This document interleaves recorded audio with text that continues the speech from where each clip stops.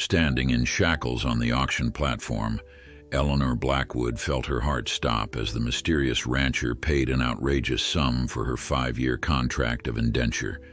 The words he spoke at breakfast the next morning, offering her position not as a servant but as teacher to his silent daughter, shattered everything she thought she knew about her future on the frontier. Before we continue, don't forget to subscribe to the channel, like the video, and comment where in the world you're watching from. Let's go. The midday sun beat down mercilessly on Redemption Creek, a frontier town that had seen its share of suffering and salvation. Today, the weathered wooden platform in the town square would witness another transaction in the hard currency of human desperation. Eleanor Blackwood stood with her wrists shackled, her once fine dress now stained with the dust of 1,000 miles traveled in captivity. At 23, she had known privilege as the daughter of a Boston merchant, then destitution after her father's financial ruin and subsequent suicide. The debt collectors had been quick to enforce her father's desperate final contract, his daughter's indenture as payment for his failed ventures. Next up, a gentlewoman of education and breeding, announced the auctioneer, a man whose face bore the permanent lines of someone who had witnessed too much misery to be affected by it anymore. 5 years of service remaining on her contract, can read, write, cipher, and manage a household with refinement. Bidding starts at $200. Eleanor kept her gaze fixed on the distant mountains, refusing to meet the eyes of the men who assessed her value with calculating stares. She had endured the journey west with the hollow detachment of someone who had already lost everything worth losing. Her mother gone to consumption years earlier, her father to his own hand, and her future to the cruel math of debt and desperation. The crowd murmured. In a place where most women arrived as mail-order brides or worked in saloons, an educated Eastern lady represented a rare commodity. Hands raised, voices called out sums that made the auctioneer's eyebrows lift with pleasant surprise. $300, $350, $400. From the back of the crowd, a deep voice cut through the others. $1,000. A hush fell over the gathering. Eleanor's eyes snapped toward the source, her composure briefly fracturing. Standing at the edge of the crowd was a man unlike the others, tall and broad-shouldered, wearing a black Stetson that shadowed features too refined for such a rugged setting. His clothes were immaculate, from polished boots to the silver watch chain that gleamed against his vest. Mr. Nathaniel Hawke, the auctioneer announced with undisguised pleasure, offers $1,000 for the lady's contract. Eleanor had heard whispers of Nathaniel Hawke during her journey west.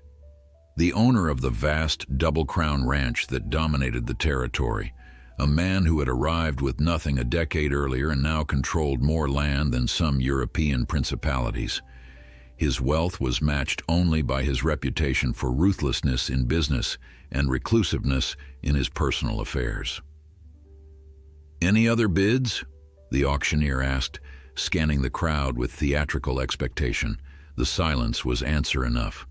"Sold to Mr. Hawke for $1,000. Two deputies led Eleanor down from the platform toward her new owner. Her legs trembled beneath her, though she fought to maintain her dignity. She had sworn to herself that she would endure whatever came, that she would fulfill her contract, and then reclaim her freedom. But standing before Nathaniel Hawke, feeling his assessing gaze upon her, Eleanor wondered if she had the strength for what lay ahead. "Miss Blackwood," he said, his voice carrying the cultured tones that suggested education beyond the frontier. "I trust you're not injured from your journey." "No, sir," she replied, hating the way her voice sounded small even to her own ears. "Good." He turned to the sheriff. "Remove those shackles. They won't be necessary." The metal cuffs fell away, leaving angry red marks on her wrists. Eleanor resisted the urge to rub them, unwilling to show weakness. "My carriage is waiting," Hawke said.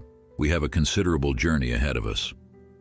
The townspeople watched as he escorted her to an elegant black carriage with the Double Crown emblem emblazoned on its door. Their expressions ranged from curiosity to outright speculation. Eleanor heard fragments of whispered conversations as they passed. Never known Hawk to take an indentured servant before. $1,000, what does he want with her? Pretty thing. Guess even Hawk gets lonely up in that big house. Eleanor climbed into the carriage with as much grace as her exhaustion allowed. Hawk settled opposite her, his expression unreadable beneath the shadow of his hat. As the driver urged the horses forward, she gathered her courage to ask the question that burned in her throat. "May I inquire as to what duties I'll be expected to perform, Mr. Hawk?" His eyes met hers directly for the first time, a startling blue against his sun-darkened face. "For now, Miss Blackwood, your only duty is to rest. We'll discuss your position when we reach the ranch." The carriage rolled out of Redemption Creek, leaving behind the town's curious eyes and carrying Eleanor toward an uncertain future. The landscape opened before them. Endless rolling hills covered in buffalo grass, stands of cottonwood trees marking the paths of hidden creeks, and distant mesas rising like sentinels against the vast blue sky. Eleanor stole glances at her new owner as they traveled. Nathaniel Hawk sat in composed silence, occasionally making notes in a small leather-bound book. He was younger than she had first thought, perhaps 35, with features that would have been handsome in a conventional way if not for the scar that traced from his right temple to his jaw. It was an old wound, long-healed, but it lent his face a forbidding asymmetry that complemented his reputation. "How far is your ranch, Mr. Hawk?" she asked when the silence became unbearable. 20 miles as the crow flies, longer by road. He glanced up from his book. "We should arrive by nightfall." "And what awaits me there?" Something that might have been amusement flickered across his face. "Sanctuary, Miss Blackwood, at least for now." The word caught her by surprise. Sanctuary was not what she had expected. Labor, servitude, perhaps even degradation. These were the futures she had prepared herself to face. Sanctuary sounded like something from another life, one that had ended the day her father's body was discovered in his study. "I don't understand," she admitted. "No," Hawk agreed, closing his book. "I don't imagine you do.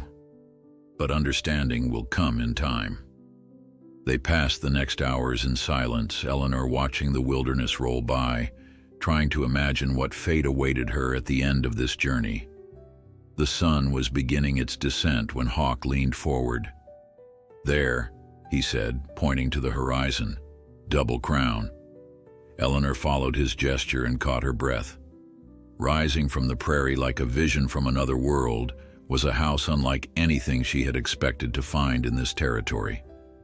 Not the rough timber ranch house she had imagined, but a stately two-story structure of pale stone with a columned veranda wrapping around its facade.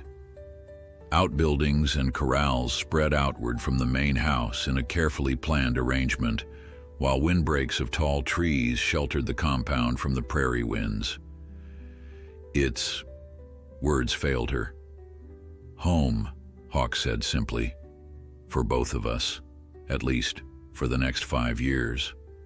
The carriage rolled through an ornate iron gate, bearing the Double Crown emblem, and up a well-maintained drive. As they approached, Eleanor saw figures emerging from the house: a gray-haired woman in a housekeeper's apron, a Chinese man in impeccable clothes, and several ranch hands who quickly moved to attend to the horses. Hawk descended first, then offered his hand to assist Eleanor. She hesitated before accepting it, surprised by the strength and warmth of his grip. Standing before the house that would be her prison for the next 5 years, Eleanor squared her shoulders and prepared to face whatever came next. What she could never have prepared for was what would happen when the sun rose again over Double Crown Ranch. Dawn arrived at Double Crown Ranch with gentle persistence, golden light spilling through windows that faced east by deliberate design. Eleanor woke disoriented, momentarily forgetting where she was until the unfamiliar comfort of the feather mattress beneath her brought yesterday's events rushing back. She had been prepared for a servant's quarters, perhaps a shared bunkhouse. Instead, Mrs. Sullivan, the housekeeper, had led her to a well-appointed bedroom on the second floor. "Mr. Hawke instructed that you're to have the blue room," the older woman had explained, her Irish accent softening the edges of her words. "Bathrooms through there with hot running water. He had it piped in from the springs last year. Quite the modern marvel." Eleanor rose now and approached the window. The view took her breath away. Rolling grasslands stretching toward distant mountains, the landscape bathed in the amber glow of early morning. Below, the ranch was already alive with activity. Cowhands moved between the barn and the corrals. A wagon loaded with supplies departed down the main drive, and smoke rose from what appeared to be a blacksmith's forge. She washed and dressed in clothes she found laid out for her. A simple but well-made blue cotton dress that fit surprisingly well, though slightly loose at the waist. Evidence of her months of sparse meals during transit. When she emerged from her room, Mrs. Sullivan was waiting in the hallway. "Mr. Hawke requests your presence for breakfast, miss. Said to bring you to the morning room when you were ready." Eleanor followed the housekeeper down a broad staircase and through a series of rooms furnished with unexpected elegance. Oriental rugs covered polished wood floors, leather-bound books filled floor-to-ceiling shelves, and landscape paintings in gilded frames adorned walls of pale yellow plaster. It was as if someone had transported an Eastern gentleman's home and set it down intact in the middle of the wilderness. Nathaniel Hawke stood when she entered the sun-filled room where breakfast was laid out. "Miss Blackwood, I trust you slept well?" "Yes, thank you," she replied, taking the seat a manservant pulled out for her. "I must admit I'm somewhat confused by my accommodations. You expected servants' quarters. It wasn't a question. I expected appropriate housing for my station," she said carefully. Hawke nodded to the servant, who poured coffee into delicate china cups before withdrawing. "Your station, Miss Blackwood, is somewhat unique at Double Crown." "How so?" Instead of answering directly, he passed her a basket of warm biscuits. "You should eat. You've clearly missed too many meals during your journey." She accepted the basket, hunger overcoming pride. "Mr. Hawke, I would appreciate some clarity regarding my position here." He studied her for a moment, his expression unreadable. "Did you have any particular skills before your father's misfortune?" The direct reference to her past startled her. "How do you—" "I make it my business to know who I'm bringing into my home," he interrupted. "Your father was Harlan Blackwood of Blackwood Shipping. His financial collapse 2 years ago was well documented in Eastern papers." Eleanor set down her fork. "Yes. Before that I was educated at Miss Porter's school in Connecticut. I speak French and Italian, play the pianoforte tolerably well, and was being prepared for a suitable marriage before circumstances intervened." "And after your father's death?" She stiffened. "I worked as a companion to an elderly widow until her son decided I would better serve the family by having my contract sold to cover my father's remaining debts." Hawke nodded, as if confirming something he already knew. "I require neither a companion nor a traditional housekeeper, Miss Blackwood. What I need is someone of intelligence and education to serve in a different capacity." "What capacity would that be?" "A teacher." Of all the responses she had imagined, this was not among them. "A teacher? Yes, for my daughter." Eleanor nearly dropped her coffee cup. Nothing in the whispered stories about Nathaniel Hawke had mentioned a child. "I wasn't aware you had a family." Something dark passed across his face. "My wife died 5 years ago. My daughter, Charlotte, is 8 years old and in need of proper education. The local school is 14 miles away and inadequate for her needs." I've tried governesses from Denver, but none have stayed longer than a few months. Why not? His mouth tightened. Charlotte can be challenging. She hasn't spoken a word since her mother's death. Understanding dawned slowly. You purchased my contract because I'm bound to stay. I purchased your contract because you have the education my daughter needs and because your circumstances suggest you possess the resilience necessary for the task.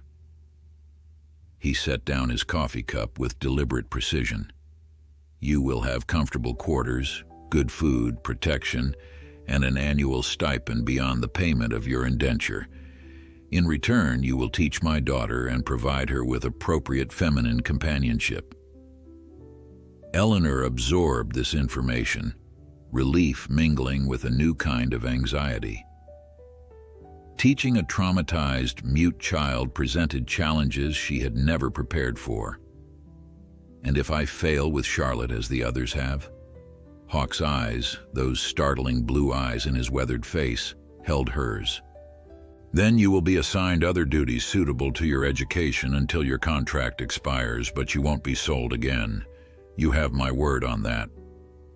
The promise hung between them, unexpected and strangely comforting.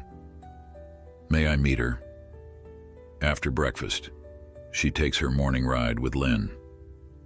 At Eleanor's questioning look, he added, Lin Wei is my foreman. Charlotte trusts him. They finished the meal in silence.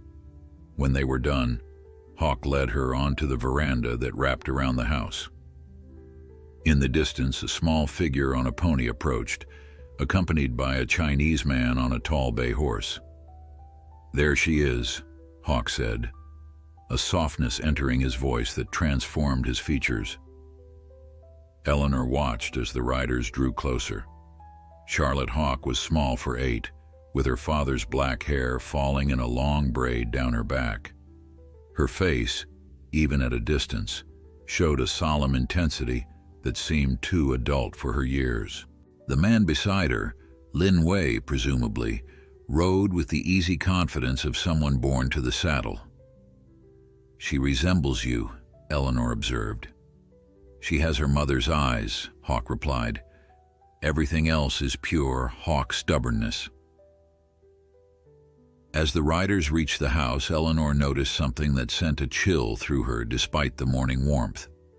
Charlotte's eyes, not blue like her father's, but a deep brown, held no childish curiosity as they settled on Eleanor. Instead, they reflected something harder, more calculating. This was not simply a traumatized child. This was a wounded soul who had built walls that would not be easily breached. Charlotte, Hawk called, come meet Miss Blackwood. She's going to be your new teacher. The girl's expression didn't change as she dismounted without assistance. She approached the veranda steps with deliberate slowness, her gaze never leaving Eleanor's face. In that moment, Eleanor understood that her true test at Double Crown Ranch had nothing to do with her indenture, and everything to do with the silent child who now stood before her, radiating quiet defiance. Charlotte Hawk stood on the bottom step of the veranda, close enough that Eleanor could see the dusting of freckles across her small nose and the stubborn set of her jaw. She wore practical riding clothes, dark trousers, and a white cotton shirt, rather than the dresses Eleanor had expected. Her hands, small but already showing the calluses of ranch life, clutched a leather-bound book to her chest like armor. Charlotte, Nathaniel said, his deep voice gentling, Miss Blackwood has come a long way to be your teacher. Won't you say hello? The girl's eyes narrowed almost imperceptibly. She made no move to speak, nor did she offer any greeting gesture. Charlotte doesn't speak, Lin Wei said, approaching the steps with a quiet dignity that commanded respect despite his unassuming manner. But she hears everything. His English was perfect, with only the slightest accent. She reads too, 3 books this week alone. Eleanor met the girl's unwavering gaze and made a decision. Instead of addressing her directly or speaking about her as if she weren't present, both approaches that would likely reinforce her silence. She turned to Lin Wei. "What is she reading now?" she asked. Lin glanced at the book Charlotte clutched. "Gulliver's Travels. She's particularly interested in the Lilliputians." Eleanor nodded thoughtfully. "An excellent choice. I've always found the political satire quite sophisticated for what many consider a children's tale." Something flickered in Charlotte's eyes, a spark of interest quickly suppressed. She clutched the book tighter. "Perhaps," Eleanor continued, still addressing Lin but aware of her true audience, "we might begin our lessons by exploring the maps of the places Gulliver visited. I've always found cartography enhances literary journeys." Charlotte's eyes widened slightly before she controlled her expression once more. Lin Wei smiled, the first genuine smile Eleanor had seen since arriving. "Charlotte enjoys maps," he said. "She has quite a collection." "Excellent. Then we already have common ground." Eleanor finally looked directly at the girl. "I won't ask you to speak, Charlotte, but I hope in time you'll find me worthy of your trust." The child's solemn expression didn't change, but she gave a barely perceptible nod before turning and walking away, her back straight and her steps measured. "That," Nathaniel said quietly as his daughter disappeared around the corner of the house, "is the most positive first meeting she's had with any teacher I've hired." Eleanor watched the space where Charlotte had been. "She's testing me, seeing if I'll force her to speak or treat her like a curiosity." "Most do," Lin said. "They take her silence as a challenge to overcome, not a boundary to respect." Nathaniel gestured toward the stables. "Lin, would you show Miss Blackwood around the main grounds? I have business to attend to, but we'll discuss Charlotte's education at dinner." After he departed, Lin led Eleanor on a tour of the immediate surroundings. Double Crown Ranch, she learned, encompassed over 20,000 acres of prime grazing land, with 300 head of cattle, 50 horses, and numerous smaller livestock. The main house had been built 7 years ago, replacing the original cabin that still stood near the creek. "Mr. Hawk designed it himself," Lin explained as they walked past vegetable gardens tended by 3 Mexican workers who nodded respectfully to them. He wanted something permanent, something worthy of the legacy he was building. "For Charlotte," Eleanor surmised. "Yes, everything he does is for her." Lin's expression softened. "It wasn't always so. After Sarah died, Mrs. Hawk, he buried himself in work, expanded the ranch, doubled the herd, barely saw his daughter for months, until..." "Until what?" Lin hesitated. "It's not my story to tell, but something happened that changed him, made him realize Charlotte was all that mattered. Since then, he's been trying to give her everything a child could need, except he can't bring her mother back," Eleanor finished softly. They continued walking, passing the blacksmith's forge where the ring of hammer-on metal punctuated their conversation. Beyond it stood a small schoolhouse, newly built, but unused. "Her last teacher left 3 months ago," Lin explained. "Claimed Charlotte was possessed by evil spirits because she wouldn't speak. Mr. Hawk nearly threw her off the property." Eleanor bristled at the thought of such ignorance. "Charlotte isn't possessed. She's protecting herself the only way she knows how." Lin gave her an appraising look. "You understand more than most who've come here." "I know something about loss," she said simply.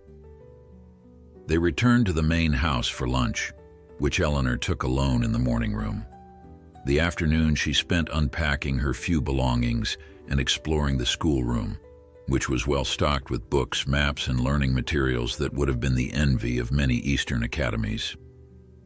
As she examined the shelves, she found a collection of journals bound in red leather.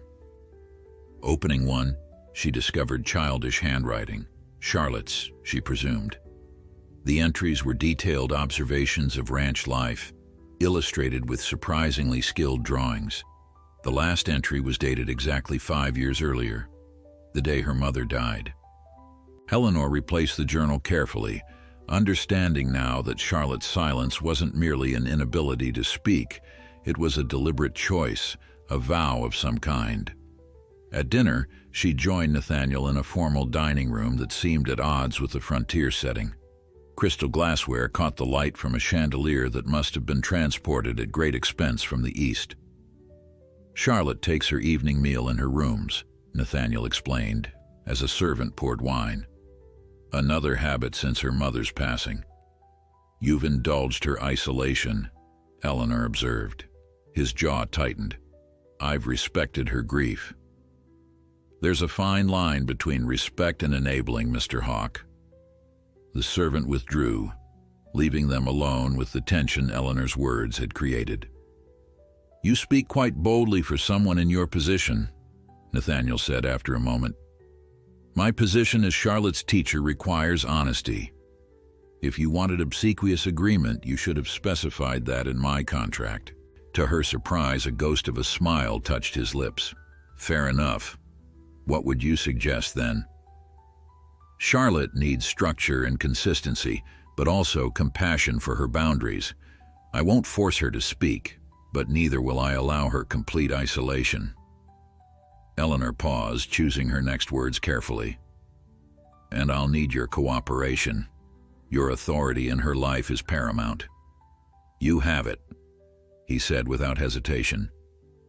"Even if my methods seem unconventional." He studied her for a long moment. "Miss Blackwood, I've tried convention.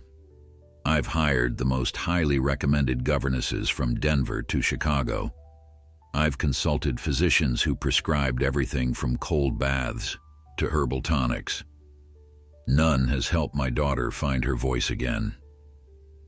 The raw pain beneath his controlled exterior touched something in Eleanor.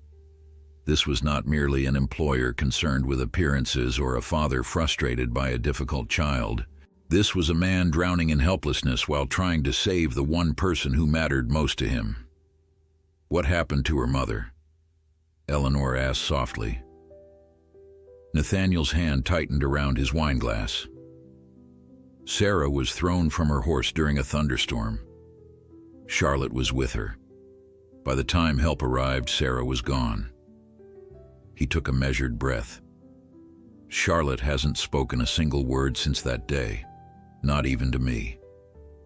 Understanding bloomed painfully in Eleanor's chest. She was there when it happened. "Yes," his voice was barely audible.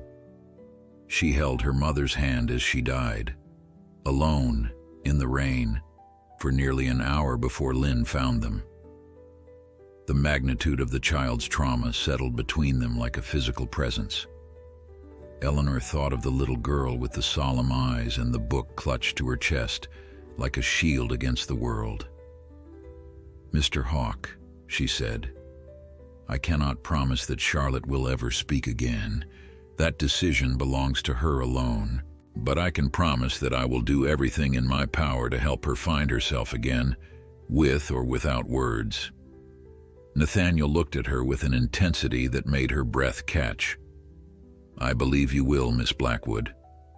That's why I brought you here." In that moment, with the soft glow of candlelight between them and the shared understanding of a child's wounded heart, Eleanor felt something shift, not just in her circumstances, but in her perception of the man who had purchased her contract. Eleanor's first week at Double Crown Ranch established a routine that began to feel almost natural despite her circumstances. Each morning, she woke at dawn, dressed in the practical but well-made clothes that had mysteriously appeared in her wardrobe, and took breakfast in the morning room. Sometimes Nathaniel joined her, their conversations gradually shifting from Charlotte's education to broader topics, books they had read, music they enjoyed, and the curious contrast between Eastern refinement and frontier practicality that defined the ranch. Charlotte remained a silent challenge. She appeared each morning at 9 o'clock in the schoolroom, her face composed into careful neutrality.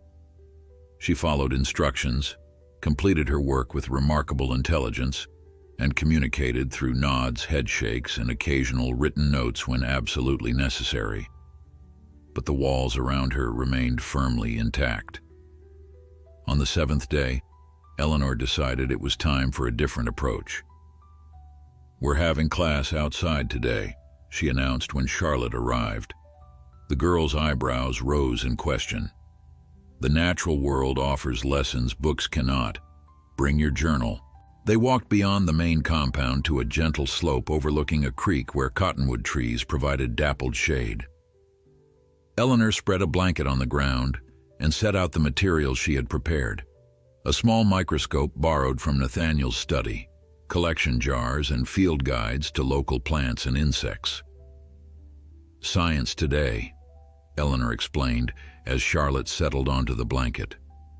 "Specifically, biology and taxonomy, how we observe and classify the living world around us." For the next hour, they collected specimens, wildflowers, beetles, interesting leaves, and water samples from the creek. Charlotte's initial wariness gave way to genuine interest as she peered through the microscope at a drop of creek water teeming with microscopic life. "Amazing, isn't it?" Eleanor said, watching the girl's fascination. "An entire universe exists in that single drop. Creatures living their lives completely unaware that giants like us are watching them." Charlotte looked up, her eyes alive with curiosity.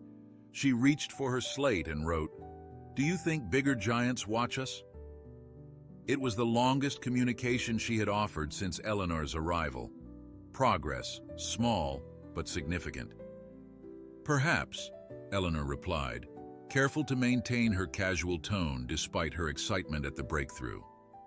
Many philosophers and theologians have pondered similar questions. They continued their explorations, with Charlotte gradually offering more written observations and questions. By midday, when they returned to the house for lunch, Eleanor felt the first fragile tendril of connection forming between them. That evening, she reported the day's success to Nathaniel as they sat in the library after dinner, another routine that had developed naturally during the week. She asked about bigger giants watching us, Eleanor said, smiling at the memory. It was philosophical, imaginative, exactly what an 8-year-old should be thinking about. Nathaniel set aside the ranch ledger he had been reviewing. "You've accomplished more in 1 week than the previous 3 teachers did in months." "I've merely found common ground with her. Charlotte is remarkably intelligent, Mr. Hawk. She needs intellectual stimulation as much as she needs emotional understanding." "Nathaniel," he said suddenly, "I beg your pardon? When we're not in formal settings, I'd prefer you call me Nathaniel." His expression remained composed, but something in his eyes suggested the request was more significant than it appeared. "The formality seems unnecessary given our daily interactions." Eleanor considered the implications. It was a small intimacy, but one that shifted the boundaries of their relationship in subtle ways. "Very well, Nathaniel." His name felt strange on her tongue, a liberty she had not expected to be granted. "Thank you for what you're doing for Charlotte," he continued. "I've seen a change in her already, small but unmistakable. She's an extraordinary child. You should be proud." "I am, every day." His voice softened. "Though I worry I've failed her in many ways." The vulnerability in his admission caught Eleanor by surprise. This was not the stern, commanding rancher of reputation, but a father haunted by doubt. "Grief has no proper timeline," she said gently. "You've given her security, consistency, and love, even if it looks different than what others might expect." He studied her with that intense blue gaze that always made her feel as if he could see beneath her carefully maintained composure. "You speak from experience." It wasn't a question, but Eleanor answered anyway. "When my mother died, my father retreated into work. For months he barely acknowledged my existence. I was 16, old enough to understand his pain, but young enough to feel abandoned by it. What changed?" "I did," she said simply. "I learned that grief transforms people in ways they cannot control. I stopped expecting him to be what he was before and accepted what he could offer in the after. Nathaniel nodded slowly. And then you lost him too. Yes, to his own despair. Eleanor looked down at her hands, suddenly aware of how much she had revealed. I apologize. This is hardly appropriate conversation. On the contrary, Nathaniel replied, I find your honesty refreshing. Too many people treat grief like a contagious disease, something to avoid discussing for fear of catching it themselves. A comfortable silence settled between them, broken only by the occasional pop from the fireplace. Outside, the wind had picked up, carrying the first hint of autumn's approach. May I ask you something personal? Eleanor ventured after a moment. You may ask. I reserve the right not to answer. Fair enough. She hesitated, then pressed forward. Why did you really purchase my contract? The truth, please. Nathaniel considered her question, his expression thoughtful rather than offended.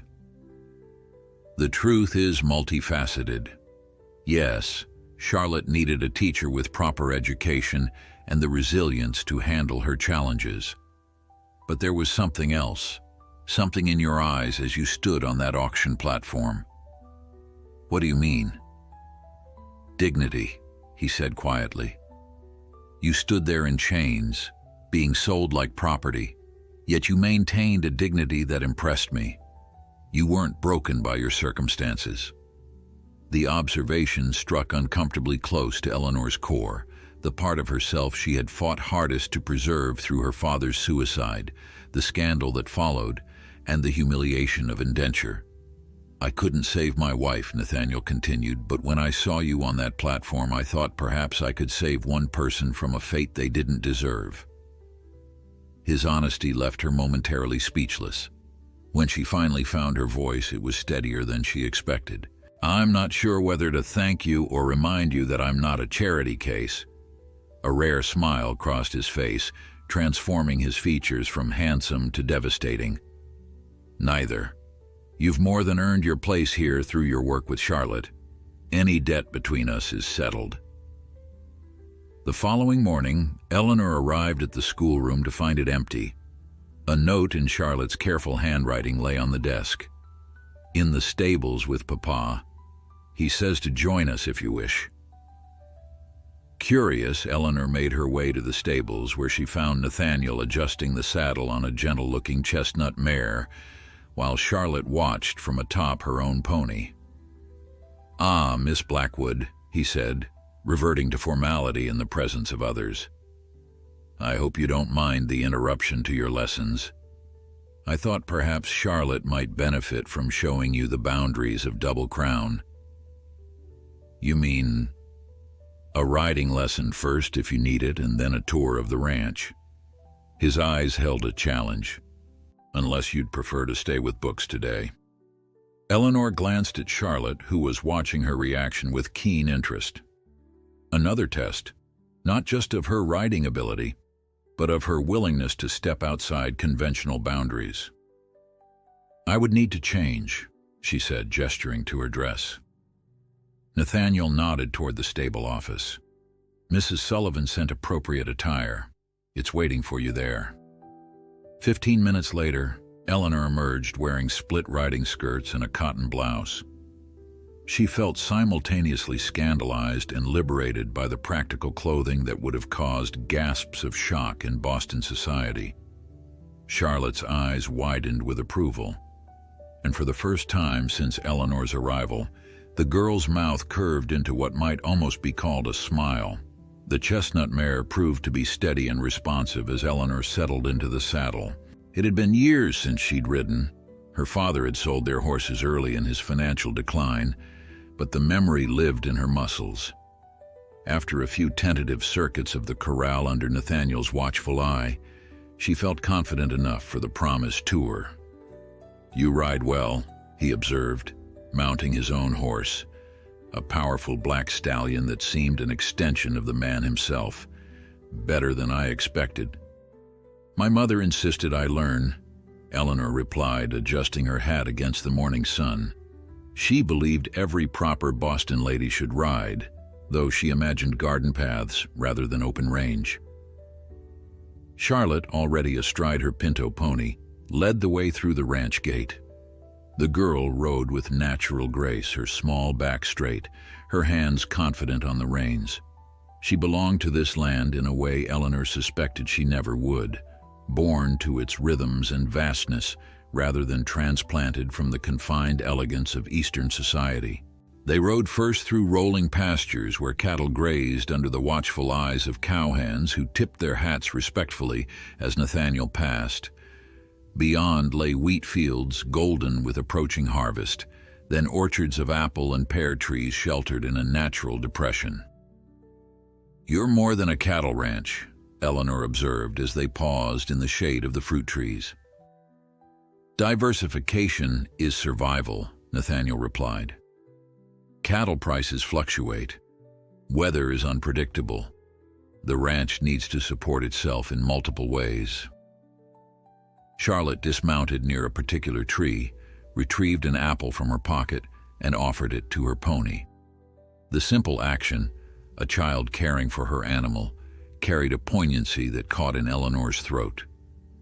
Despite her silence and her seriousness, Charlotte was still a little girl. They continued to a rise that offered a panoramic view of the property. In the distance, the main house stood like an improbable dream against the prairie backdrop. Closer, a stream wound through cottonwood trees, while far to the west, mountains rose purple against the horizon. "It's beautiful," Eleanor said softly. "I never imagined such vastness could feel so intimate." Nathaniel's expression softened as he surveyed his domain. "Sarah said something similar when I first brought her here. She was from Philadelphia, used to row houses and crowded streets. She thought she'd feel lost in all this space." The mention of his late wife hung between them. Charlotte had ridden slightly ahead, but Eleanor saw the girl's shoulders tense at her mother's name. "And did she feel lost?" Eleanor asked gently. "No." A smile touched his mouth, clearly tied to memory. "She said the sky became her ceiling and the mountains her walls.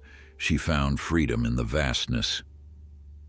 Charlotte turned her pony abruptly and headed down the slope toward the stream. Nathaniel watched her go, pain flashing briefly across his features. "She still can't bear to hear about her mother," he said. "Not because she doesn't want to remember," Eleanor suggested, "but because remembering hurts too much." They followed Charlotte to the stream, where she had dismounted and was tossing pebbles into the water. Each stone entered with a small splash, creating ripples that expanded outward until they disappeared against the banks, like grief, Eleanor thought. Beginning with a sharp impact, then spreading, changing, but never truly vanishing. "There's something I want to show you," Nathaniel said, dismounting and tying his horse to a low branch. "Both of you." Charlotte looked up, curiosity overcoming her momentary withdrawal. Nathaniel led them along the stream bank to where the land rose slightly. There, nestled against the slope, stood a small cabin built of hand-hewn logs, its windows bright with curtains and a neat vegetable garden thriving beside it. "This was our first home," Nathaniel explained. "Sarah and I lived here for the first 3 years after I claimed the land. Charlotte was born in that front room." Eleanor glanced at the girl, expecting distress, but found her watching her father with intense concentration. "It was all we had," he continued, running his hand along the rough-hewn doorframe. "One room, a leaky roof, and dreams bigger than we had any right to hold." "Why show us this?" Eleanor asked. "Because it's important to remember beginnings." He knelt down to Charlotte's level, his eyes holding his daughter's. "Your mother loved this place, not because it was grand or comfortable, but because it was ours. She painted these curtains by hand, planted the first apple tree, named the creek Possibility, because she said it never stopped moving forward." Charlotte's face remained expressionless, but her hands trembled slightly at her sides. Eleanor fought the urge to reach for her, instinctively understanding that this moment between father and daughter required space. "I haven't been honest with you, Charlotte," Nathaniel continued softly.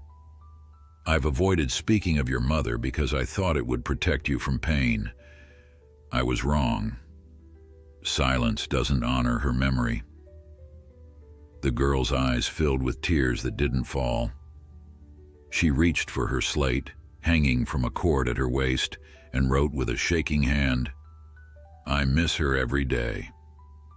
"I know, little one, so do I." Nathaniel's voice cracked. "And that's all right, it means we loved her well." Charlotte hesitated, then wrote again, "It was my fault." Eleanor's heart constricted at the three words that explained so much: the silence, the solemnity, the walls built around a child's heart. "No," Nathaniel said firmly, taking his daughter's small hands in his. "Never that. The storm, the spooked horse, those things were beyond anyone's control. Your mother would be devastated to think you've carried this burden." Charlotte's tears spilled over at last. She shook her head vigorously, pulled her hands free, and wrote with desperate intensity. "I let go of her hand to get help. I promised I'd stay, but I left her alone." Understanding crashed over Eleanor with painful clarity. This wasn't just grief, it was guilt. Charlotte believed she had broken a promise to her dying mother. "Oh, Charlotte," Nathaniel whispered, pulling his daughter into his arms. "You were trying to save her. That was love, not failure." Over the child's shoulder, his eyes met Eleanor's, bright with unshed tears of his own. In that unguarded moment, she saw everything he usually kept hidden: the grief, the loneliness, the desperate love for his daughter, and the helplessness of not knowing how to heal her. Eleanor approached slowly and knelt beside them. "Charlotte," she said gently, "when someone we love is dying, we often make promises we cannot keep. Not because we intend to break them, but because love makes us believe we can do impossible things." The girl turned in her father's arms, her tear-streaked face questioning. "Your mother knew you loved her," Eleanor continued, "and I believe she would want you to keep a different kind of promise now, to live fully, to speak your truth, to honor her by embracing the life she gave you." Charlotte buried her face against her father's chest, her small shoulders shaking with silent sobs. Nathaniel held her, his hand stroking her hair with infinite tenderness. "Thank you," he mouthed over his daughter's head. Eleanor nodded and stepped back, giving them privacy for their shared grief. She walked to the edge of the creek, Possibility Creek, and watched the water flow endlessly forward, carrying everything with it. When they finally returned to their horses, Charlotte's face was tear-washed but calmer. She mounted her pony without assistance, her posture less rigid than before. As they rode back toward the main house, Eleanor noticed that the girl kept her pony close to her father's stallion, as if unwilling to let distance grow between them again. That evening, as Eleanor prepared for bed, a folded paper appeared beneath her door. Opening it, she found a childish drawing of 3 figures on horseback against a backdrop of mountains and sky. Beneath it, in careful script, "Thank you." See, simple words, silently delivered, but Eleanor understood their significance. The walls around Charlotte's heart had not fallen, but a door had been opened. It was a beginning. Autumn descended on Double Crown Ranch with deliberate grace, painting the cottonwoods along Possibility Creek with gold and crimson. The days grew shorter, the mornings crisp with frost that melted beneath the still warm sun. Eleanor had been at the ranch for nearly 2 months now, long enough for the rhythms of the place to become familiar, for her role to evolve from interloper to something resembling belonging. Charlotte's education progressed with encouraging momentum. Though she still did not speak aloud, her written communications grew longer and more frequent. Her natural intelligence blossomed under Eleanor's guidance, particularly in mathematics and natural sciences. 3 times weekly, they continued their outdoor lessons, collecting specimens, charting the changing seasons, and mapping the diverse ecosystems that comprised the ranch. On a particularly fine October morning, Eleanor arrived at the schoolroom to find Charlotte already there, arranging pressed leaves in a display book. The girl looked up with a silent greeting, her expression more open than it had been during those first difficult weeks. "Good morning," Eleanor said, setting down her books. "You're early today." Charlotte nodded and pushed a folded note across the desk. Eleanor had grown accustomed to these communications, sometimes practical questions about lessons, occasionally deeper thoughts the girl wasn't ready to express in the moment. This one was different. "Papa says there's to be a harvest festival next week. Will you help me make a new dress for it?" The request surprised Eleanor. In all their time together, Charlotte had shown little interest in traditionally feminine pursuits, preferring her practical riding clothes to dresses, scientific exploration to domestic arts. "Of course," she replied carefully, "though I should warn you, my sewing skills are adequate at best." Charlotte's eyes crinkled slightly, her version of a smile. She wrote again, "Mrs. Sullivan can help with the hard parts. I just want it to be special." Understanding dawned. "This is the first festival since—" The girl nodded, her expression solemn but not withdrawn. "Progress. Then we shall make it exceptional," Eleanor promised. "What color were you thinking?" "Blue, like the sky in summer." The lesson that day focused on poetry, Emily Dickinson and Walt Whitman, voices that spoke of nature and inner life in ways Eleanor thought might resonate with Charlotte. As they read "I Taste a Liquor Never Brewed," Charlotte's expression grew thoughtful. She wrote on her slate, "Did your mother like poetry?" The personal question, the first Charlotte had ever asked her, caught Eleanor off guard. "Yes, very much. She read Wordsworth to me before bed when I was your age. My mother sang every night, even when she was tired." This voluntary sharing of memory, offered without prompting, felt monumental. Eleanor responded with equal honesty. "What did she sing?" "Folk songs mostly, and hymns. She had a voice like sunlight." "That's a beautiful description," Eleanor said softly. "You have a poet's sensibility, Charlotte." The girl ducked her head, but not before Eleanor caught the pleased flush in her cheeks. They returned to Dickinson, but something had shifted. Another small barrier crossed. Another connection formed. That afternoon, Nathaniel found them in the sewing room, surrounded by fabric swatches and pattern books borrowed from Mrs. Sullivan. He paused in the doorway, watching as Eleanor helped Charlotte measure blue cotton against her small frame. "A dress for the harvest festival," Eleanor explained, noting his questioning look. Something flickered across his face, surprise, then a deeper emotion she couldn't quite name. "Sarah would be pleased," he said quietly. "She always made Charlotte special dresses for celebrations."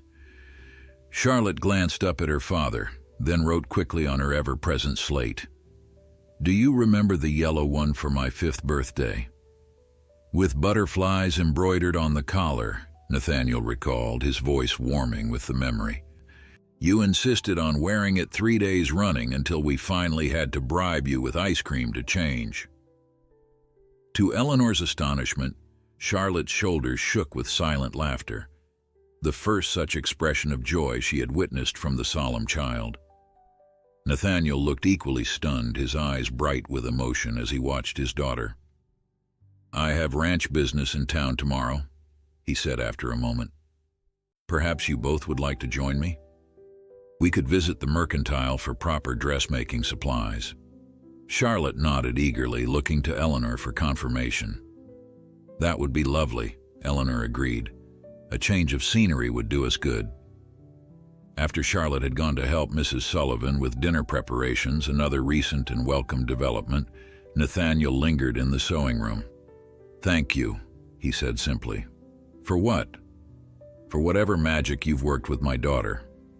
He moved to the window, his profile strong against the late afternoon light. 2 months ago, she wouldn't acknowledge memories of her mother without tears. Today, she laughed. It wasn't magic, Eleanor demurred, just patience and permission for her to heal at her own pace. He turned to face her, his customary reserve softened by gratitude. Whatever you call it, you've given me back my daughter. There is no appropriate way to thank you for that.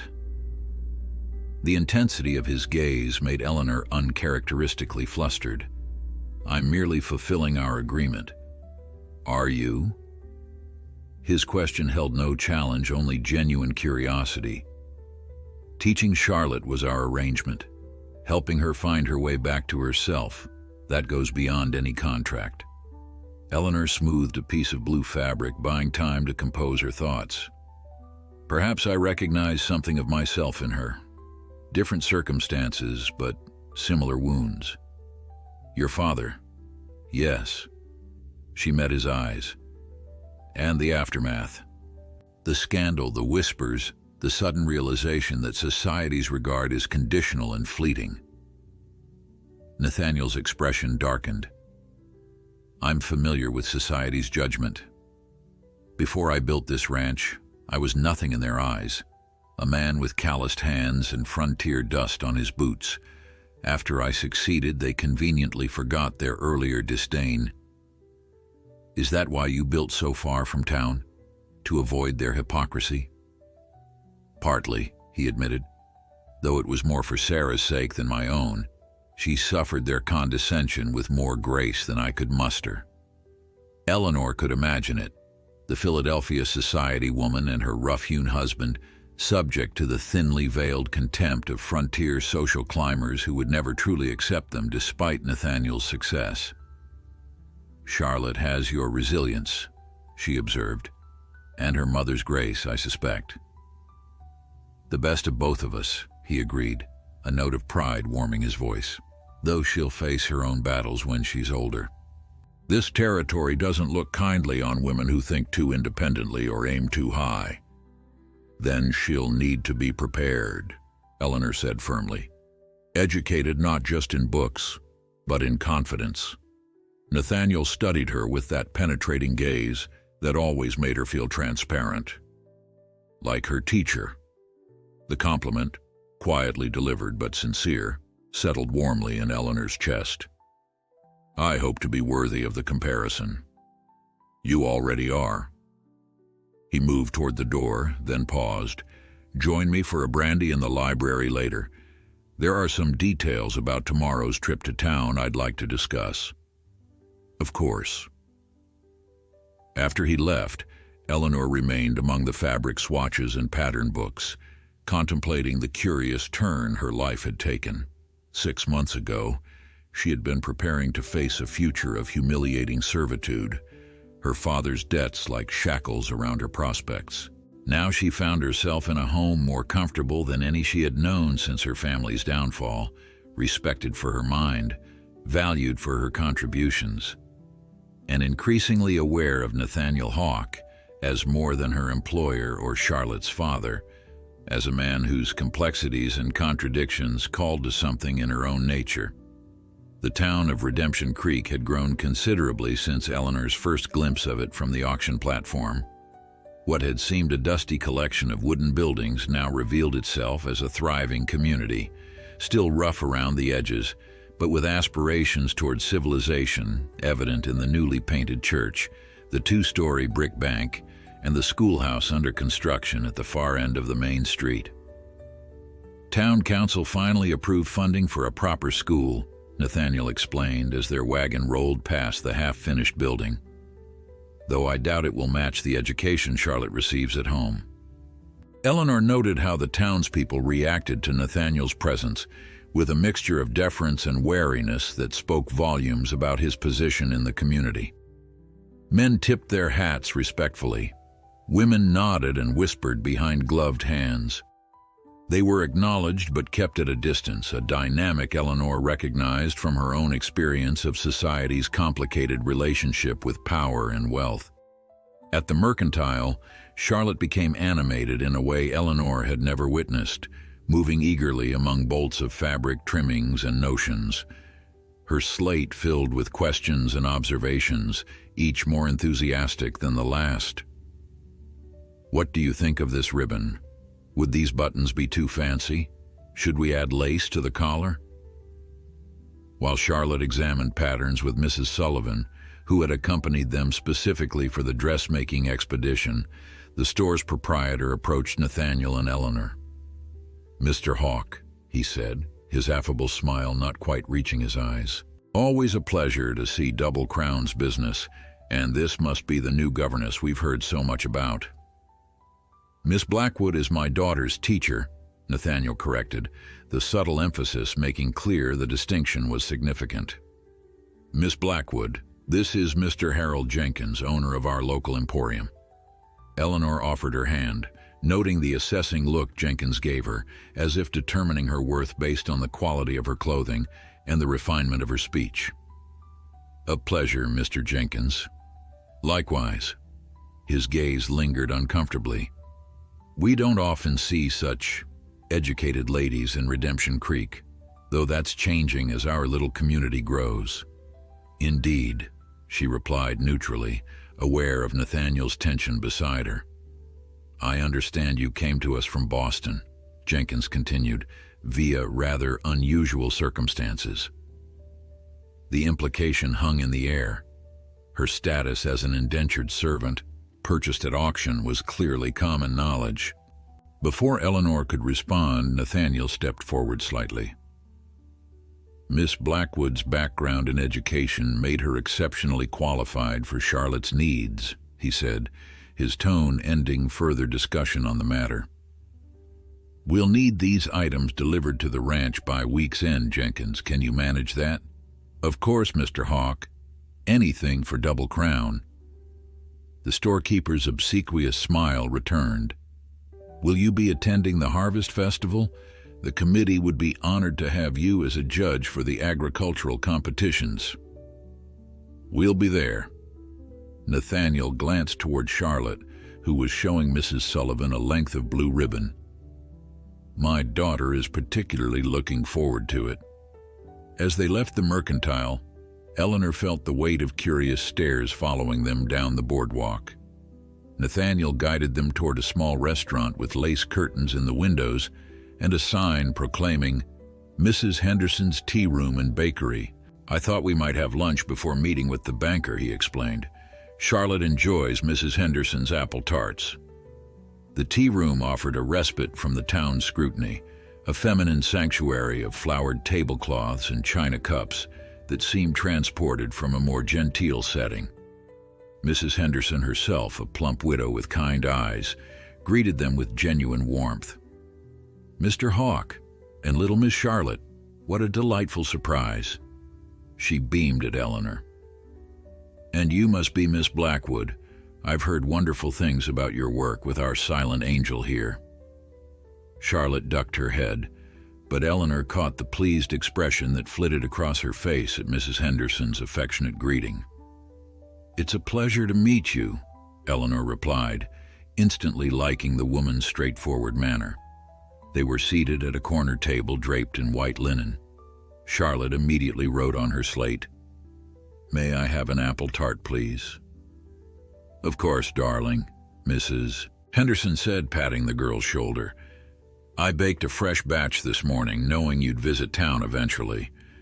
After the older woman departed to prepare their meal, Eleanor leaned toward Nathaniel. "She seems to genuinely care for Charlotte." "Agnes Henderson was Sarah's closest friend here," he explained quietly.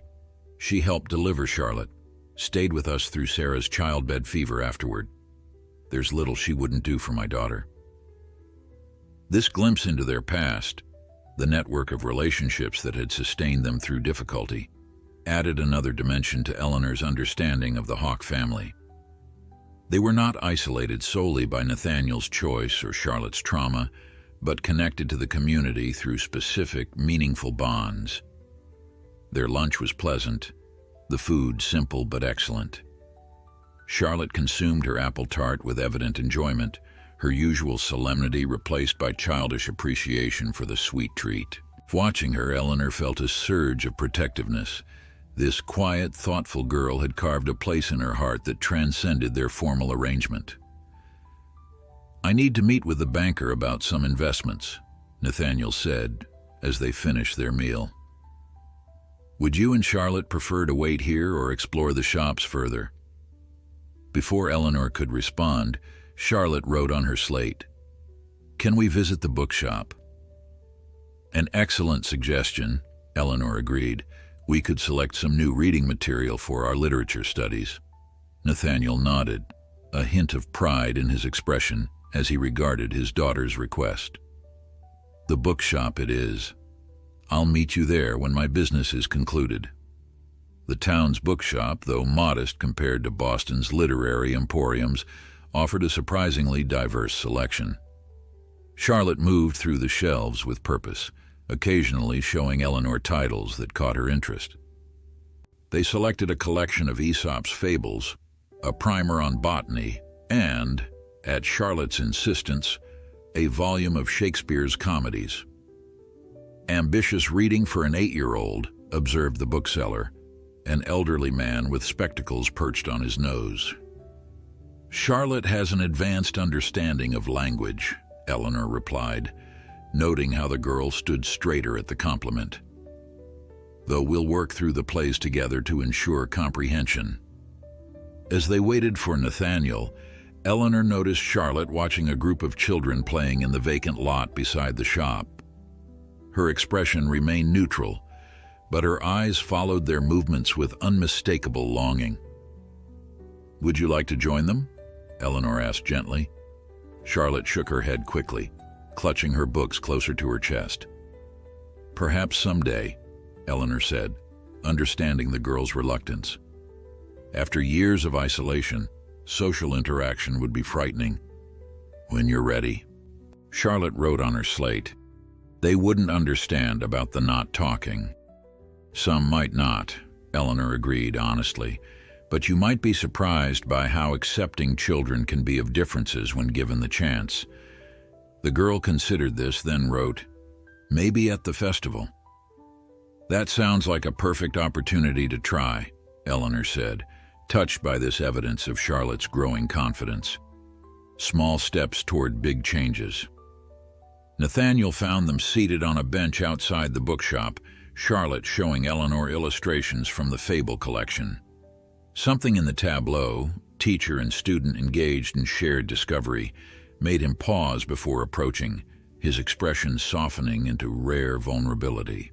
The journey back to Double Crown was marked by a comfortable silence, each passenger lost in private thoughts. Charlotte dozed against Eleanor's shoulder, the excitement of town having drained her usual reserves of energy. Nathaniel drove with practiced ease, occasionally glancing at the pair beside him with an expression Eleanor couldn't quite decipher. "Your business in town was successful?" she asked softly, careful not to disturb Charlotte. "Productive," he replied. "I've invested in the railroad spur that will connect Redemption Creek to the main line. It should be completed by spring. That will change everything for the town, and for Double Crown." His hands were steady on the reins, his profile strong against the afternoon sky. "It means we can transport cattle to eastern markets without the long drives that exhaust the herd and my men. It means Charlotte will have access to better medical care if needed, more educational opportunities when she's older." Always thinking of his daughter's future, Eleanor noted, always planning for her security and advancement. "You're building a legacy," she observed. He considered this, his expression thoughtful. "I suppose I am. Though not the kind most men envision. I don't need Charlotte to carry on the Hawk name or maintain Double Crown exactly as I've built it. I just want her to have choices I never had. The freedom to determine her own path." "Yes." He glanced at his sleeping daughter. "Sarah and I agreed on that from the beginning. Our child would never be limited by circumstance or convention." Eleanor smiled at the progressive sentiment. "That's a rare perspective, especially for a father regarding a daughter." "Perhaps." Nathaniel's gaze returned to the road. Or perhaps just the natural conclusion for someone who's seen how arbitrary society's limitations can be. I was once a penniless drifter with calloused hands and a third-grade education. If I had accepted what others deemed appropriate for my station, I'd still be mucking stalls for pennies a day. The revelation of his humble beginnings surprised Eleanor, though it explained much about his self-made determination. How did you transform from that to... She gestured at the approaching vista of Double Crown. Luck, hard work, Sarah. His voice softened on his late wife's name.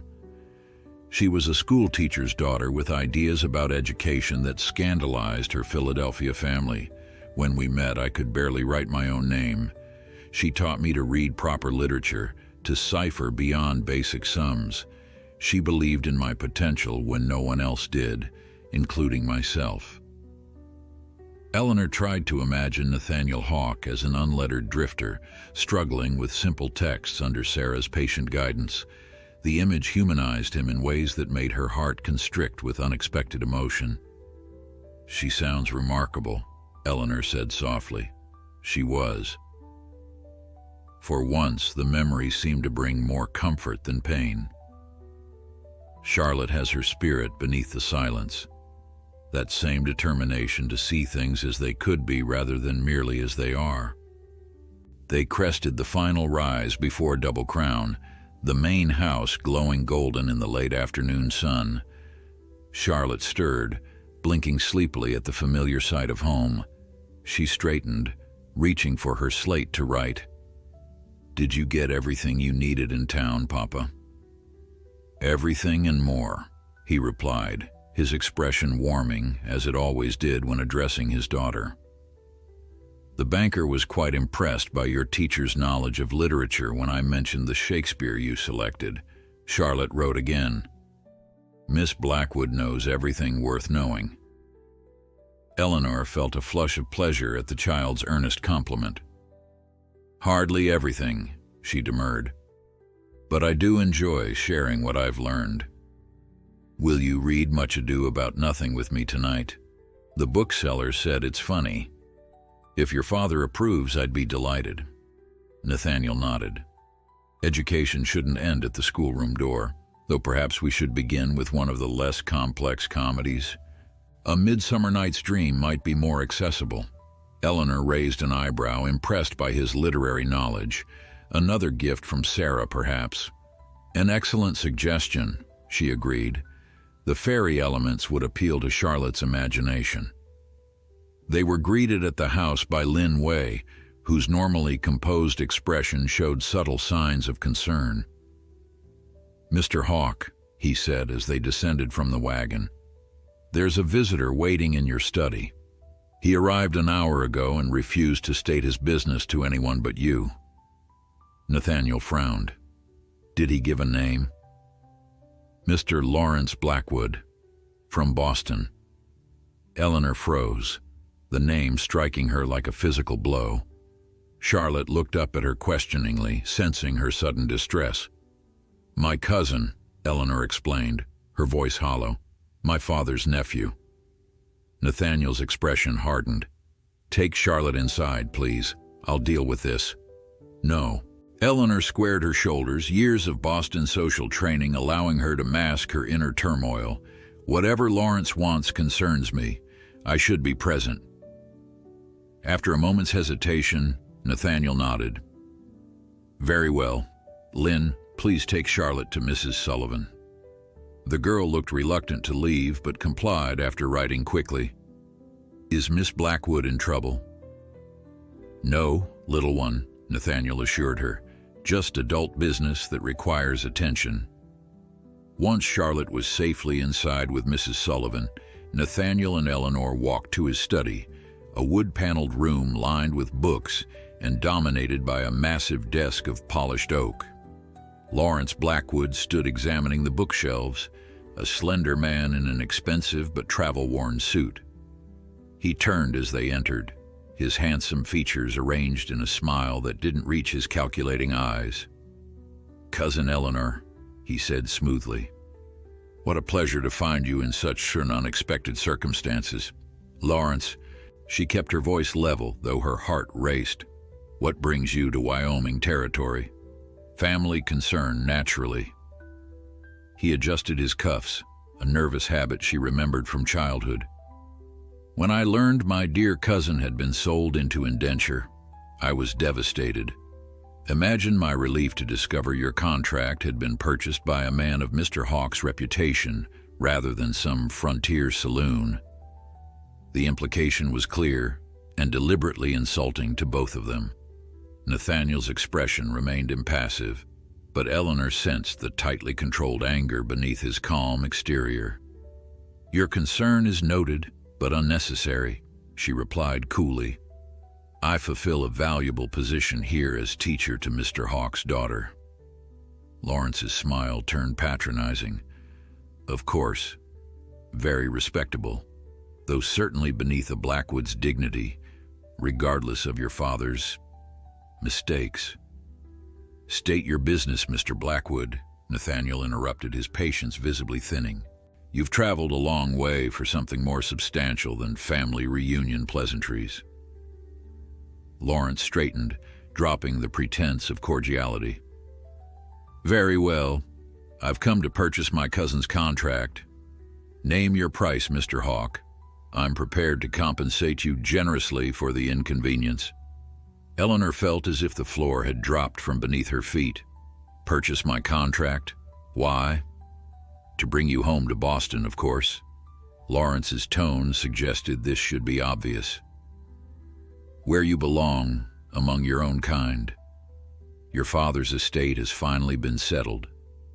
There's little left but enough to maintain you in modest circumstances befitting a gentlewoman of reduced means. My father's estate was bankrupt, Eleanor said, confusion evident in her voice. That's why my contract was sold. Lawrence waved a dismissive hand. Details of business that needn't concern you. The fact remains, your place is in Boston, not as a servant on some cattle ranch, however. Comfortable the accommodations. His gaze traveled insolently around the room, lingering on the space between Eleanor and Nathaniel, with unmistakable insinuation. The implication struck Eleanor like a slap, color rising in her cheeks. Nathaniel took a deliberate step forward, his contained fury radiating like heat from a forge. Mr. Blackwood, you're treading on dangerous ground. I suggest you moderate both your tone and your implications. Lawrence appeared unimpressed, though Eleanor noted how he shifted his weight slightly, instinctively retreating from Nathaniel's controlled anger. I meant no offense. I merely observed that frontier arrangements often lack the propriety of Eastern society. Lawrence, Eleanor interjected, her voice steadier than she felt. My contract is not for sale. I have obligations here that I intend to fulfill. Her cousin's expression hardened. Don't be foolish, Eleanor. Your obligation is to your family name, to your proper place in society. My family name? Anger flared, burning through her customary restraint. The same family that abandoned me after father's death? That stood by while I was sold like property to cover debts you could easily have settled? A flash of something, guilt perhaps, or merely irritation, crossed Lawrence's face. The situation was complex. Your father's poor decisions left the entire family vulnerable to scandal. And heaven forbid scandal touch the Blackwood name, she replied bitterly. Better to sacrifice one inconvenient relative than risk social discomfort. Nathaniel's gaze moved between them, assessing the family dynamics with shrewd perception. Miss Blackwood's contract is not available for purchase at any price, he stated, his tone final. She provides invaluable service to my daughter, and our arrangement is mutually beneficial. Lawrence's lips thinned. I see. Well, perhaps I should speak more plainly. There are concerns among Boston society about Eleanor's situation. Questions about whether her contract was obtained through proper legal channels, whether the auction itself was legitimately conducted. Eleanor stared at him in disbelief. Are you implying my indenture was fraudulent? I'm stating that certain interested parties in Boston might view it as such. Lawrence's smile returned, cold and calculating. The kind of parties who might file injunctions, demand investigations, create complications for everyone involved. The threat hung in the air, unmistakable. Nathaniel's expression darkened dangerously. You're attempting to extort me, Mr. Blackwood. I prefer to see it as offering a clean resolution to a potentially messy situation. Lawrence adjusted his cuffs again. Pay me a reasonable sum for Eleanor's contract. Allow me to escort her back to Boston where she belongs, and no legal entanglements need ensue. Eleanor felt sick. This wasn't about family concern or even proper society. This was about money, the same avarice that had driven her father to desperate financial gambles and ultimately to his death. Why now? She demanded. It's been over a year since my contract was sold. Lawrence shrugged. As I said, your father's estate has finally been settled. Certain adjustments were made to the accounting, adjustments that would be less likely to face scrutiny if you were securely back in Boston under family supervision. Understanding dawned with sickening clarity. You embezzled from father's estate, she said slowly. Whatever remained that should have gone to his creditors or to me. What a vulgar accusation, Lawrence replied, though his eyes shifted away from hers. I simply ensured family resources remained within the family. Before Eleanor could respond, the study door burst open. Charlotte stood in the doorway, her small face flushed with agitation. Linway behind her with an apologetic expression. I'm sorry, Mr. Hawke, the foreman said. She was very determined. Charlotte rushed to Eleanor's side, clutching her arm with surprising strength. She thrust her slate forward, the message written in hasty, uneven script. You can't take Miss Blackwood away. Lawrence looked at the child with undisguised distaste. This must be the famous silent daughter I've heard whispers about in town. How unfortunate. The casual cruelty of the remark struck Eleanor like a physical blow. She felt Charlotte stiffen beside her, the child's grip tightening on her arm. You will apologize to my daughter immediately, Nathaniel said, his voice dangerously quiet. For stating the obvious, the child is clearly damaged.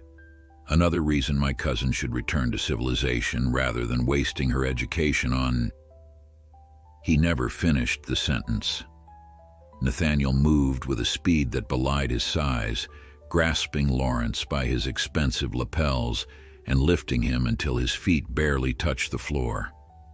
You will leave my home, Nathaniel said, each word precisely enunciated. You will not return. Any legal action you attempt will be met with countersuits that will drain whatever you stole from your uncle's estate before the first hearing concludes. I have friends in the territorial government who would be fascinated to hear about Boston financial improprieties reaching into Wyoming. Lawrence's face had gone pale, his customary arrogance replaced by genuine fear. Unhand me. This is assault.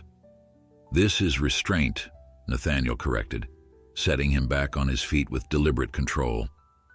Assault would involve breaking bones, which I'm still considering. Eleanor placed a protective arm around Charlotte, who was watching the confrontation with wide eyes. Lawrence, she said calmly, whatever scheme you've concocted won't work. I'm not returning to Boston. Not now, not ever. You'd choose this wilderness over your birthright? Her cousin demanded, straightening his rumpled clothing. I choose meaningful work over empty status. I choose people who value me over those who see me as a liability. She met his gaze steadily. I choose to build a future rather than cling to a past that never truly accepted me. Something in her certainty seemed to finally penetrate Lawrence's arrogance.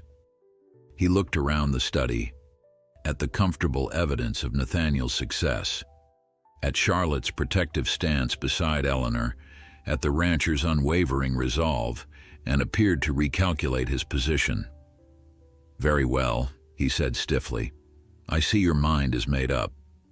Though I wonder if you've considered what becoming a permanent frontier spinster will mean for your future." Before Eleanor could respond, Charlotte tugged insistently at her sleeve. The girl wrote quickly on her slate, then held it up not to Eleanor, but to Lawrence. "She's not a spinster. She's family." The simple declaration, from a child who had barely communicated with anyone for years, carried a profound weight that silenced the room. Eleanor felt tears spring to her eyes, unexpected emotion tightening her throat. Lawrence looked at the slate, then at the determined child holding it, and something in his expression shifted, perhaps the first genuine reaction he had shown since arriving. "I see," he said quietly. "Well then, I appear to have misunderstood the situation here." "Lynn will show you to your horse," Nathaniel said, his tone making clear the discussion was finished. "I suggest you reach town before dark. The trail can be treacherous for those unfamiliar with it." After Lawrence had been escorted out, the three of them remained in the study, the confrontation's tension slowly dissipating. Charlotte still held tightly to Eleanor's hand, as if afraid she might disappear if released.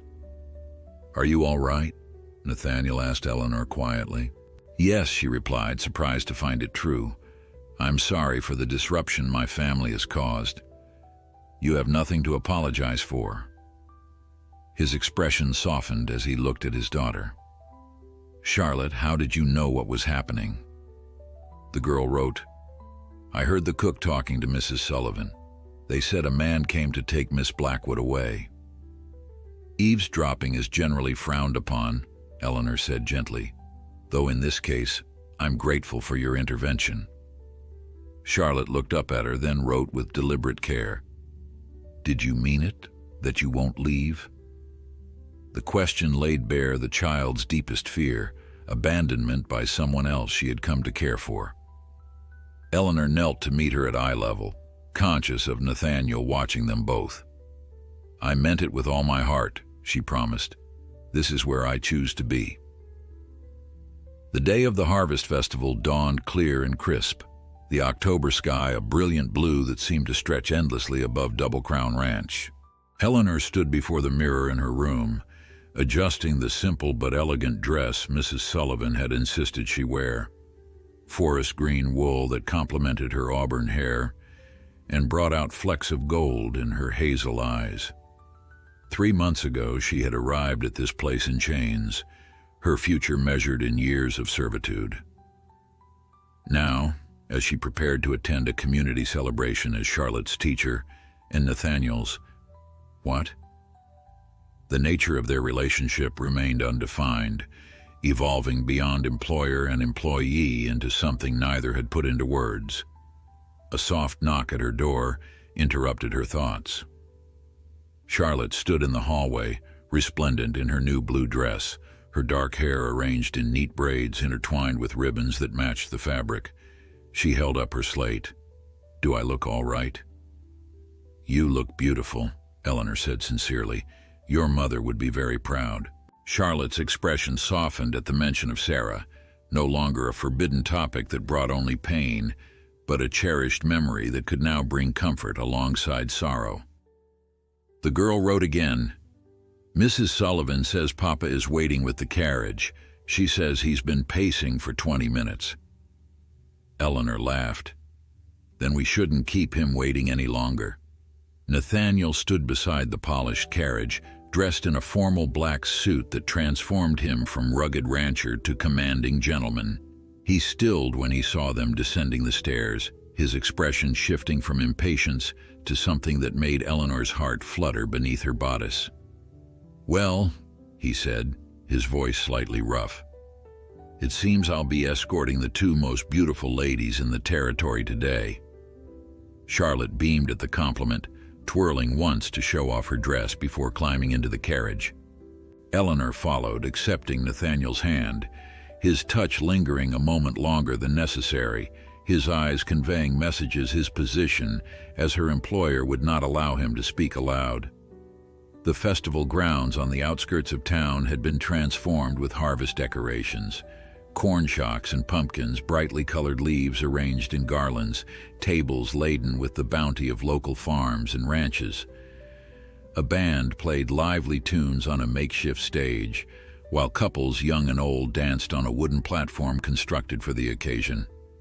Their arrival caused a predictable stir. Nathaniel Hawke rarely attended social gatherings, and never with such striking companions. Eleanor felt the weight of curious stares as they made their way through the crowd, Charlotte holding tightly to her hand. "Mr. Hawke." The mayor approached, pumpkin-round and beaming with the importance of his office. "We're honored you could join us. The agricultural judges are gathering by the prize displays whenever you're ready." "Thank you, Mayor. I'll be there shortly." Nathaniel's tone was polite but distant. "First, I believe my daughter would like to see the children's activities." Charlotte tugged at Eleanor's hand, pointing toward a group of children bobbing for apples under the supervision of Mrs. Henderson. Eleanor glanced at Nathaniel, who nodded encouragingly. "Go ahead," he said softly. "I'll find you after the judging." Eleanor guided Charlotte toward the children's area, conscious of how the girls' steps slowed as they approached.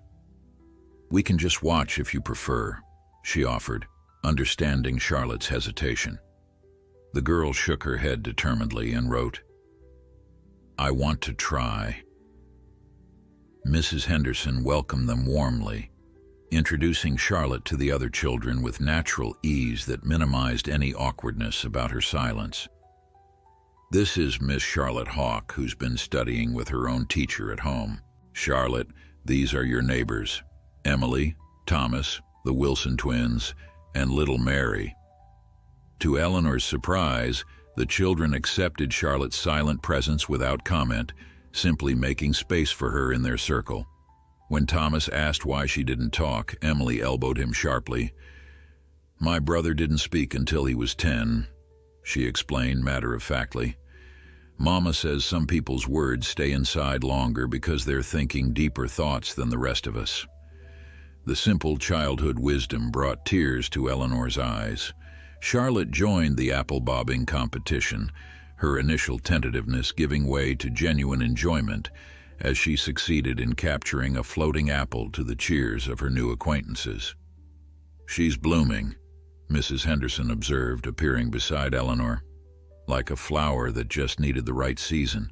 "She's remarkably resilient," Eleanor agreed, watching as Charlotte accepted a candied apple from Thomas, her expression lighter than Eleanor had ever seen it. "As are you, my dear." The older woman patted her hand. "The whole town's been buzzing about your cousin's visit and how quickly Mr. Hawke sent him packing." Eleanor flushed. "News travels fast in Redemption Creek." "Faster than the wind," Mrs. Henderson agreed cheerfully, just as everyone's noticed how our most eligible bachelor looks at his daughter's teacher, not that it's anyone's business, of course. Before Eleanor could formulate a response to this forthright observation, a commotion near the judging tables drew their attention. Lawrence Blackwood stood in heated conversation with Nathaniel, his face flushed with either drink or anger. "If you'll excuse me," Eleanor said quickly, moving toward the confrontation with dread building in her stomach. "Have no right to keep her against her will," Lawrence was saying as she approached. "My lawyers will ensure the contract is voided on grounds of duress and improper procedure." Nathaniel's expression remained impassive, though Eleanor could see the tension in his shoulders. "Miss Blackwood has made her choice clear. I suggest you respect it and return to Boston." "Her choice?" Lawrence laughed bitterly. "What choice does an indentured servant have? She's your property until you decide otherwise." Eleanor stepped forward, anger burning away caution. "I am no one's property, Lawrence. My contract represents an agreement to provide services in exchange for the debt my father owed. It does not make me a possession." A small crowd had gathered, the festival's gaiety momentarily forgotten in favor of the unfolding drama. Eleanor saw Charlotte watching from a distance, the Wilson twins flanking her protectively. Lawrence turned to address the onlookers. "Good people of Redemption Creek, I appeal to your sense of decency.